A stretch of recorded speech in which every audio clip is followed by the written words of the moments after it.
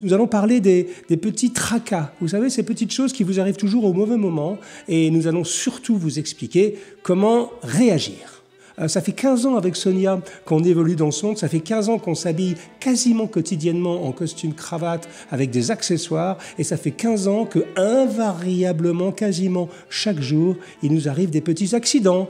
Une tache qui va au mauvais endroit sur la chemise juste avant un rendez-vous, un bouton qui saute, et tout ce genre, une petite ampoule qui vient de manière totalement inopportune dans votre soulier, sur votre pied, et qui fait que vous commencez à boiter alors que vous avez un rendez-vous et de vous démarrer pendant quelques centaines de mètres. Bref, toutes ces petites choses qui, bien évidemment, en regard de ce qui se passe aujourd'hui planétairement, ne sont peut-être pas grand-chose, mais qui, de notre point de vue et dans le sujet qui nous intéresse, peuvent être extrêmement embêtants, pour ne pas dire emmerdants. Alors, nous allons parler, pour démarrer, d'ampoules. Paolo Scafora, le grand bottier napolitain, nous a expliqué que pour faire une paire de chaussures, réellement, et pouvoir la porter en toute liberté, il fallait au minimum 24 heures de port effectif. Donc ça veut dire que si vous avez une paire de chaussures neuves ou que vous n'avez porté que, on va dire, une dizaine d'heures, ne prenez pas le risque de la mettre pour le mariage de votre meilleur ami, où vous allez devoir rester, si vous êtes témoin en plus, vous allez devoir rester debout pendant des heures et des heures.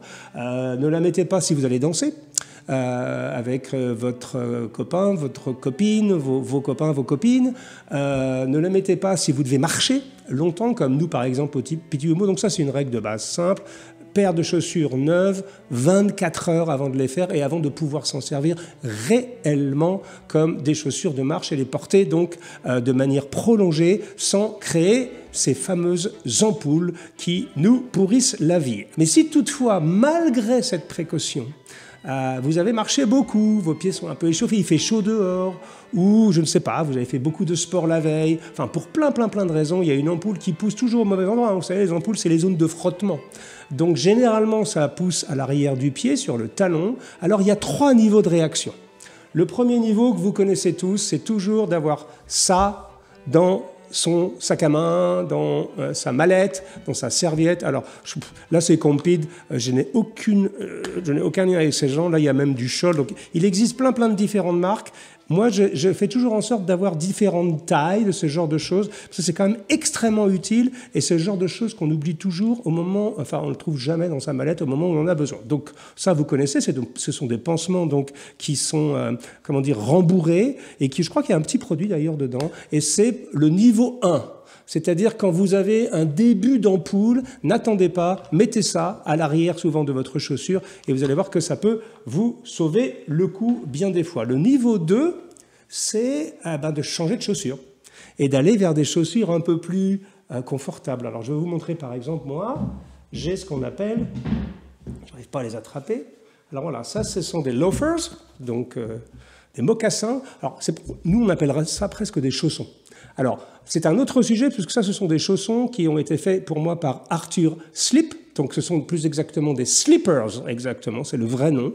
Qu'on utilise quand on reçoit des gens à la maison. Alors, vous voyez, c'est très coquet, hein, il y a mes initiales dessus. Alors, elles sont faites dans des lettres un peu emberlificotées, si je puis dire. Donc, mais c'est bien H et J qui est marqué dessus. Donc, ça, ce sont des chaussons. Mais vous pouvez également les utiliser. Alors, notamment, beaucoup de gens les utilisent dans les soirées black tie, vous savez, les soirées formelles. Mais c'est un autre sujet qu'on ne va pas aborder aujourd'hui dans cette émission. Mais ça, ce sont des chaussures, c'est des chaussons, littéralement extrêmement confortables. Donc si le pansement seul ne suffit pas, vous pouvez parfaitement aller à l'extérieur avec ça, en cas d'urgence, et vous vous sentirez vraiment à l'aise. Alors ça, c'est la solution numéro 2, c'est le niveau 2 de l'ampoule, vous voyez. Alors passons maintenant au niveau 3 de l'ampoule, c'est que même avec ça, vous ne pouvez pas marcher.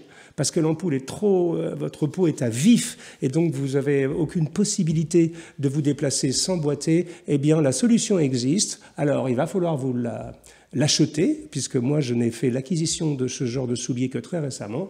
Il s'agit donc toujours de slippers, mais regardez, hop, magie, sans rien à l'arrière. Alors, En français, on appellerait ça des claquettes, des savates, c'est pas très joli, hein. Mais regardez, si vous portez ça avec un costume, je peux vous garantir que personne s'en rendra compte. Et vous, votre ampoule, elle sera à l'air libre. Donc, alors là, c'est la marque Mariano. Ce sont des gens très bien. Ils en font toute une gamme différente, en différentes matières. Moi, j'aime bien ceci, parce qu'avec les pampilles, tout de suite, ça fait chaussures habillées. Et là, donc, c'est le niveau 3, et c'est la solution ultime pour les ampoules. Si vous voulez rester chic, continuez à porter votre costume et ne pas boiter en soirée ou en présence d'invités. La deuxième chose qui peut vous arriver souvent, d'ailleurs moi qui m'arrive souvent, c'est que j'ai une obsession dans la vie, Sonia la connaît fort bien, c'est que dès que j'arrive dans un hôtel ou que je suis à l'extérieur de chez moi, je suis obsédé par le fait d'avoir toujours un fer à repasser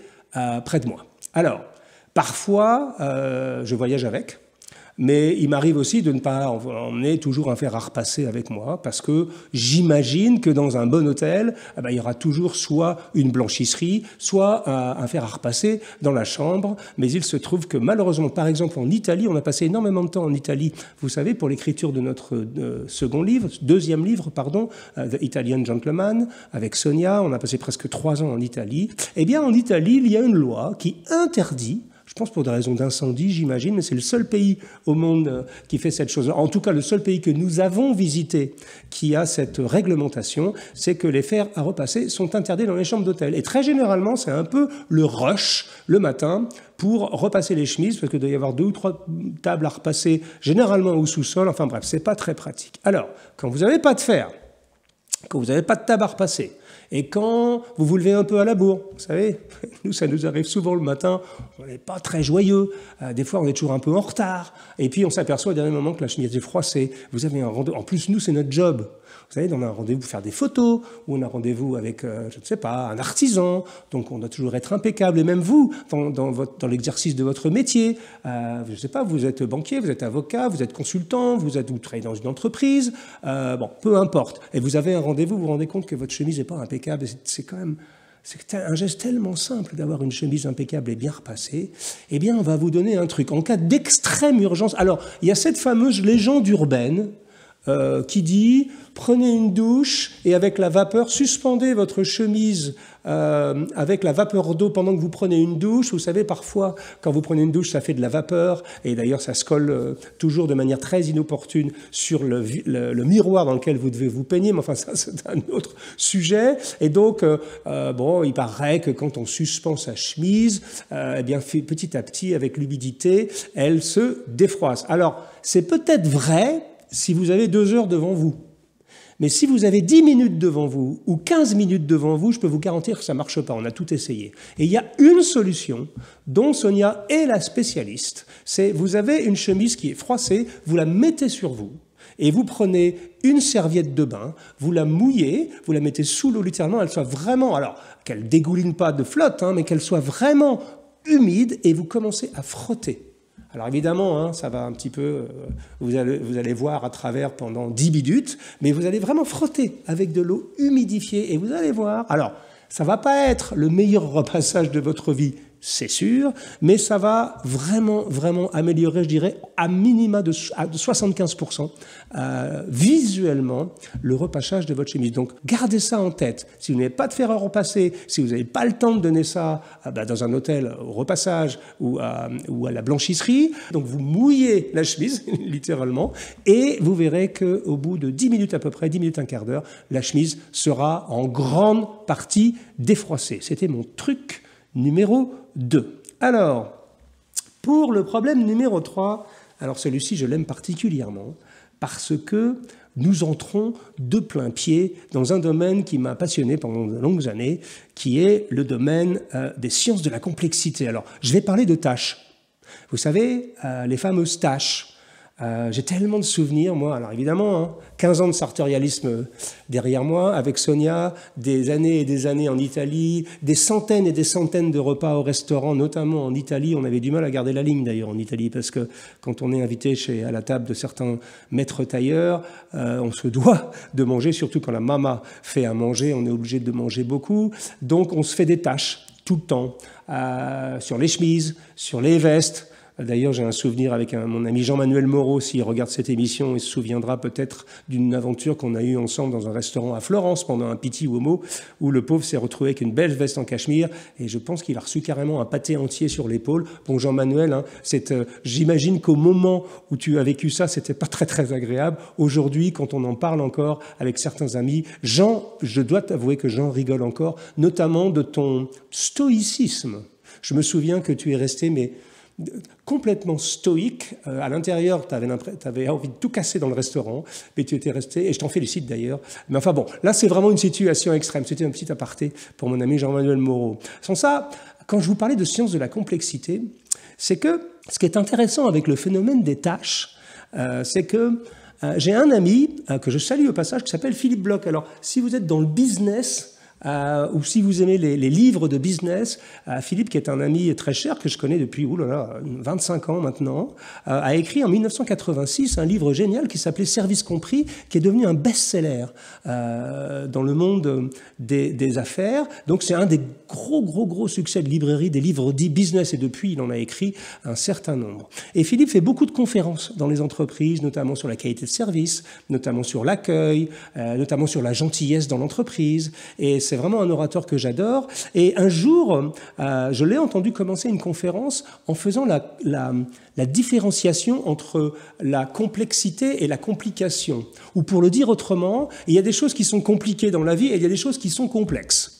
Alors, les choses compliquées, je ne sais pas, par exemple, piloter un avion, c'est compliqué. Il y a beaucoup de boutons, ça a l'air un peu... il faut communiquer avec une tour de contrôle, etc. Mais enfin...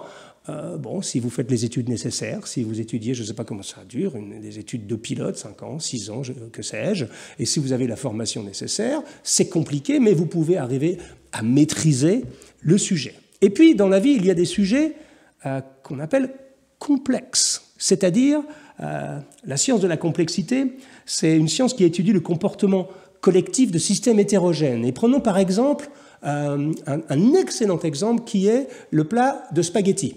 Bolognaise, allez, avec de la sauce tomate. Alors, ça nous est arrivé à tous. Moi, maintenant, je mets une serviette jusque-là. Peu importe comment, si j'ai l'air d'un enfant de 8 ans qui mange des nouilles au moment où je suis au restaurant, et même si je suis dans un 3 étoiles Michelin, maintenant, je demande... Alors, dans un 3 étoiles Michelin, généralement, on ne mange pas de spaghettis bolognaise. Mais bref, moi, il m'arrive d'en manger, parce que j'adore ça, et j'adore la sauce tomate, et j'adore les spaghettis, donc je mets une serviette jusque-là. Mais, parfois, on oublie. Et alors, ce qui est intéressant, c'est que un plat de spaghettis, c'est complexe. Ça répond à cette notion de complexité. C'est pas compliqué, c'est complexe. Pourquoi? Parce qu'il y a tellement d'interactions entre les pâtes, la sauce tomate, votre humeur, votre geste, la température autour, la distance entre votre assiette et votre chemise, je ne sais pas, enfin, vous voyez, c'est tous ces systèmes hétérogènes qui ensemble, et inévitablement, allez, je vais dire à 75% du temps, il y a toujours une petite tache de sauce bolognaise qui atterrit exactement où il ne faut pas, c'est-à-dire là. Pas là, pas là, ou parfois là d'ailleurs aussi, ça arrive assez fréquemment, mais souvent ici. Donc c'est ce qu'on appelle la complexité, et on aura beau étudier pendant des années, contrairement à l'avion, on aura beau étudier pendant des années comment une pâte est faite, comment la sauce tomate est fabriquée, etc., on ne pourra jamais maîtriser complètement ce problème de la sauce bolognaise qui agresse nos chemises. Mais revenons donc à nos moutons, plus exactement à nos cotons, puisque quand vous faites une tâche, par exemple de sauce tomate, sur une chemise, sur une cravate et même sur une veste, alors ce dont je vais vous parler va sans doute faire hurler certains nettoyeurs à sec, comme on dit, certains pressing ou professionnels du nettoyage de vêtements, mais c'est une approche heuristique, concrète, basée sur l'expérience. Avec Sonia, pendant 15 ans de sartorialisme, croyez-moi, on en a eu des tâches à traiter, et la seule solution qui a toujours, alors j'allais dire presque toujours, à 90% du temps, donné d'excellents résultats, c'est qu'au moment où vous faites une tâche, vous avez exactement, alors on ne l'a pas chronométré, mais on l'estime, vous avez exactement 3 minutes pour courir dans les toilettes ou demander à quelqu'un de le faire pour vous prendre une serviette, l'imbiber d'eau et tout de suite frotter avec de l'eau, simplement de l'eau froide. Alors, encore une fois, les professionnels vont me dire, mais non, vous allez élargir la tâche. Non, je peux vous garantir, essayez, vous faites une tâche, mais vous avez vous avez peu de temps pour le faire parce que faut pas laisser le temps à la sauce tomate de rentrer dans le coton ou dans la laine ou dans le vêtement que vous portez. Et donc, vous avez très très peu de temps. On estime ce temps avec Sonia à 3 minutes. Et donc, vous prenez une serviette, ce que vous avez sous la main, vous l'imbibez d'eau et vous frottez, frottez, frottez, frottez. Et à 90% du temps, vous allez voir que, comme par magie, la tâche disparaît. Donc, souvenez-vous-en, 3 minutes, de l'eau, une serviette, c'est tout ce dont vous avez besoin. Alors évidemment, pendant peut-être 10 minutes, vous allez avoir une grosse tâche ici, mais vous allez voir que la tâche inopportune va petit à petit disparaître. Alors, le quatrième écueil, le quatrième petit tracas sartorial, alors lui, il est beaucoup plus simple, c'est d'abord pensez à mettre un chausse-pied toujours dans votre mallette, dans votre valise évidemment, partout où vous allez. Ayez un petit chausse-pied. Vous savez, petit chausse-pied en plastique, c'est rien du tout. Mais si vous n'avez pas de chausse-pied, n'essayez surtout pas de rentrer votre pied, pour l'amour du ciel, dans vos chaussures en essayant de pousser comme ça. C'est le meilleur moyen pour casser l'arrière de vos chaussures. Donc, prenez ce que vous avez sous la main et ce qui marche le mieux, c'est une fourchette, tout simplement, ou une cuillère. Donc, quelque chose qui soit incurvé et vous allez voir que ça marche très, très, très bien. Mais surtout, essayez pas de rentrer et de forcer votre pied. Aidez-vous d'une cuillère ou d'une fourchette. Donc ça, c'est assez facile. La cinquième chose dont je voudrais vous parler, alors on en a déjà parlé avec Sonia, et d'ailleurs moi-même j'en ai déjà parlé, alors je ne sais pas si cette émission sera diffusée avant ou après celle dont je parle, c'est le problème du fameux bouton qui pète, le bouton qui saute au mauvais moment. Vous êtes dans l'antichambre du mariage de votre meilleur ami, vous êtes témoin, vous êtes super bien sapé, etc. Et d'un seul coup, clac, il y a un bouton qui saute. Ou vous avez un rendez-vous et vous avez un très beau col boutonné et clac, un bouton qui saute. Et généralement, c'est celui-là qui saute. En plus, vous n'avez pas de cravate ce jour-là. Donc, vous avez pris un petit peu d'embonpoint, vous voyez, après les vacances de Noël. Et puis, vous avez un trou en plein milieu. La solution existe. Chez notre ami Victor Cufflinks, il a inventé cette chose-là, il appelle ça un button, donc un bouton de rechange. J'en ai déjà parlé, donc je ne vais pas m'éterniser sur le sujet. Vous comprenez le système. C'est un bouton très joli, alors il en existe de différentes tailles. Ouais, celui-ci est un peu plus grand, celui-ci est un peu épais, de différentes matières. Ça, c'est de la perle de corail, donc c'est assez joli. Là, c'est un bouton de chemise, donc il existe aussi avec des clips à l'arrière qui sont en plastique pour que ce soit plus léger. Celui-ci est en métal.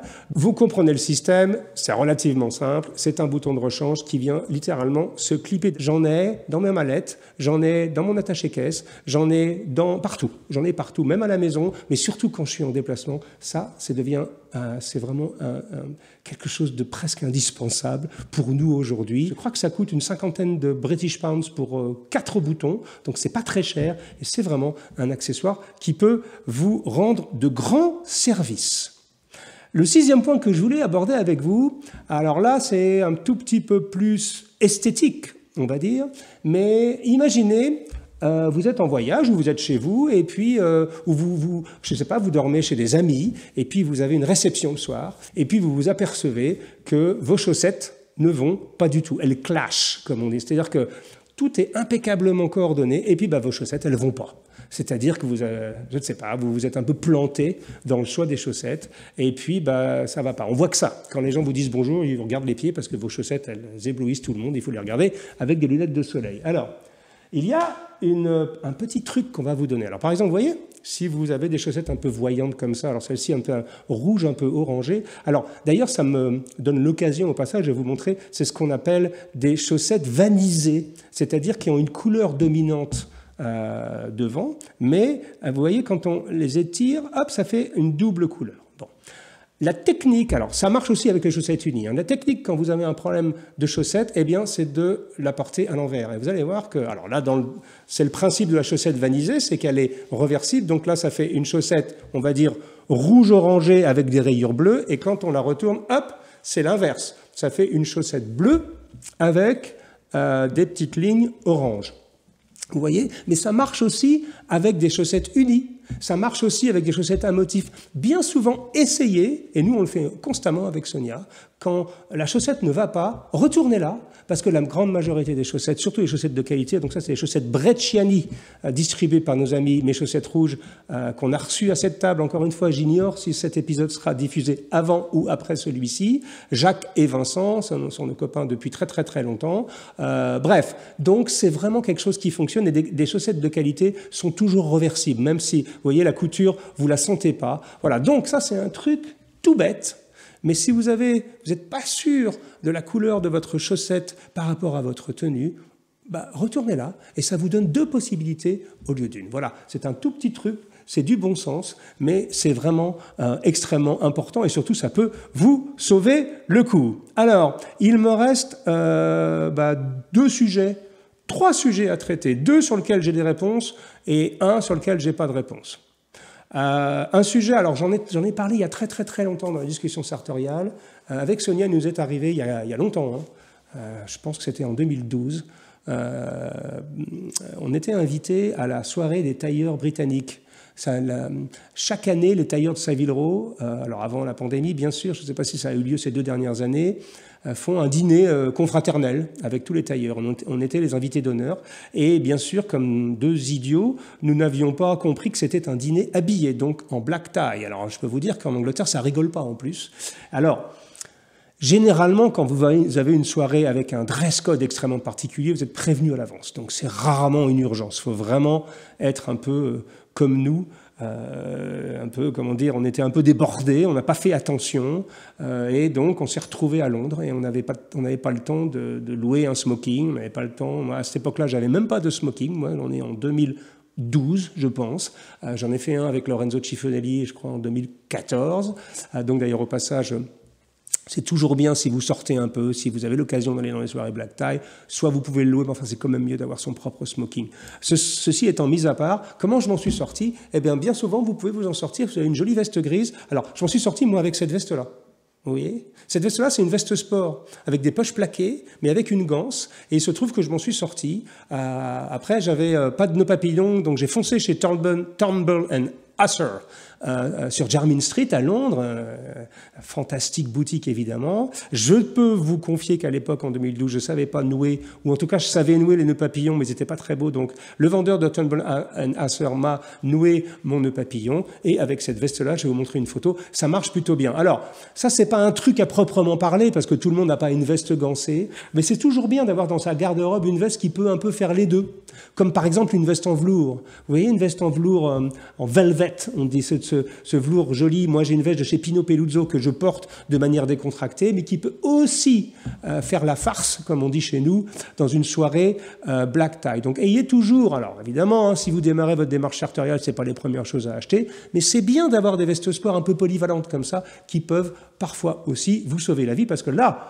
en ce qui nous concerne, nous, on était vraiment obligés d'être bien habillés. Alors pour une femme, c'est plus facile. Sonia a mis une belle robe, mais pour moi, c'était vraiment compliqué et je m'en suis sorti avec cette veste-là. L'avant-dernier sujet que je voulais aborder, c'est le sujet... Alors, encore une fois, depuis la pandémie, on n'a pas eu l'occasion de beaucoup voyager. Nous étions des grands voyageurs, nous, avec Sonia, et il nous est arrivé très fréquemment. D'ailleurs, on a eu un petit nuage noir au-dessus de nous pendant une bonne année où, pas invariablement, mais très souvent, nos bagages, vous savez, vous attendez sur le tourniquet, je ne sais pas comment on appelle, sur le tapis à bagages, et puis tout le monde s'en va petit à petit, et vous vous retrouvez seul, et votre bagage ne vient pas. Donc, ce problème de bagage égaré, de ce bagage perdu, ça nous est arrivé de nombreuses fois avec Sonia. D'ailleurs, on a même une petite histoire à partager avec vous. C'était en 2016, je crois. Nous revenions du Canada. Je peux vous le dire maintenant, Sonia n'était pas encore résidente française à cette époque-là, donc elle avait le droit d'avoir un certain nombre de jours limités à passer dans l'espace Schengen. Bon, généralement, les gens n'étaient pas très regardants à cette époque-là, et puis on avait mal calculé notre coût pour un jour près, je crois. Elle s'est fait refuser l'entrée. On était en Espagne, voilà. Non, on était à Amsterdam et on allait en Espagne. On arrivait du Canada. Et donc, je vois mon épouse qui se voit refuser l'entrée de l'espace Schengen. Et évidemment, au moment où on était en train de parler avec la maréchaussée, parce que d'ailleurs, ça s'appelle la maréchaussée en Hollande, eh bien, nos bagages étaient déjà sur les tapis à bagages de l'autre côté. Et j'ai dit, bon, à Sonia, bon, écoute, je ne vais pas passer la frontière. On devait aller en Espagne après. Enfin bref, donc les bagages ont continué, se sont retrouvés à Madrid et nous, on était bloqués à l'aéroport d'Amsterdam et on a décidé de prendre un vol pour Londres. Pourquoi? Parce que les citoyens américains ont le droit de rester 6 mois à Londres et non pas 3 mois. Alors donc, nous voilà partis à Londres et évidemment, on n'était complètement pas, on n'avait aucune illusion. On savait très bien, malgré ce que nous a dit la compagnie aérienne, qu'ils allaient essayer de récupérer nos bagages, blablabla. Évidemment, on s'est retrouvé sans bagages, avec juste ce qu'on portait sur nous. Alors, ils ont eu la gentillesse de nous donner une petite trousse de secours avec une brosse à dents. Je me souviens bien, une petite serviette humidifiée, voilà, genre vraiment le truc d'extrême urgence. Mais on s'en est quand même sorti parce que nous, vous imaginez bien, on est dans le monde sartorial, donc on doit toujours être habillé. Et dans nos valises et dans on n'avait pas de bagages, on avait un tout petit, moi j'avais juste ma mallette, j'avais même pas mon porte-costume. Eh bien, on avait, je sais pas, 5 ou 6 costumes dans nos valises. Et là, on s'est retrouvés donc habillés avec ce qu'on avait sur nous. Eh bien, le conseil que je vais vous donner, retenez-le, c'est si vous allez à un rendez-vous business, si vous allez dans un endroit, alors ça concerne généralement plus souvent les vols moyens courriers ou long courrier, si vous allez à un endroit dans lequel vous avez donc des rendez-vous importants, où vous savez que vous allez devoir vous habiller, vous allez à un mariage, ou vous avez des rendez-vous business, et si vous voyagez pas en business class, on ne peut pas suspendre vos affaires, vous ne pouvez pas emmener avec vous un bagage cabine, eh bien, voyagez impeccablement habillé. Alors, ça peut paraître bizarre, mais avec Sonia, c'est devenu une règle chez nous. On voyage toujours en costume, en cravate, eh oui, mesdames, messieurs, en cravate, toujours tiré à 4 épingles, avec nos souliers impeccablement cirés. Alors, évidemment, ça peut vous paraître un peu saugrenu comme idée de se dire, mais pourquoi ces gens-là, comment ils font? Ils voyagent, ils sont un peu dingos quand même, là. C'est les Jacomet, ils voyagent avec une cravate, avec une chemise. D'abord, une cravate, ça peut se desserrer un tout petit peu quand même, c'est une évidence, mais je peux vous garantir. D'abord, quand vous montez dans un avion impeccablement habillé, je peux vous dire que instantanément, le regard des hôtesses et des stewards changent sur vous. Et nous, ça nous est arrivé de multiples fois. On a même, avec Sonia, eu d'expérience. On était tellement bien habillés que l'hôtesse de l'air venait nous voir. On était en classe éco et nous amenait du vin de la business class. Elle nous disait, ça nous fait tellement plaisir de voir des gens bien habillés comme vous dans l'avion que tout ce que vous voulez. Bon, on est arrivé dans un état un tout petit peu minable à destination. On a eu du vin rouge, du vin blanc, du cognac. Ça arrivait par rafale. Mais même à l'embarquement.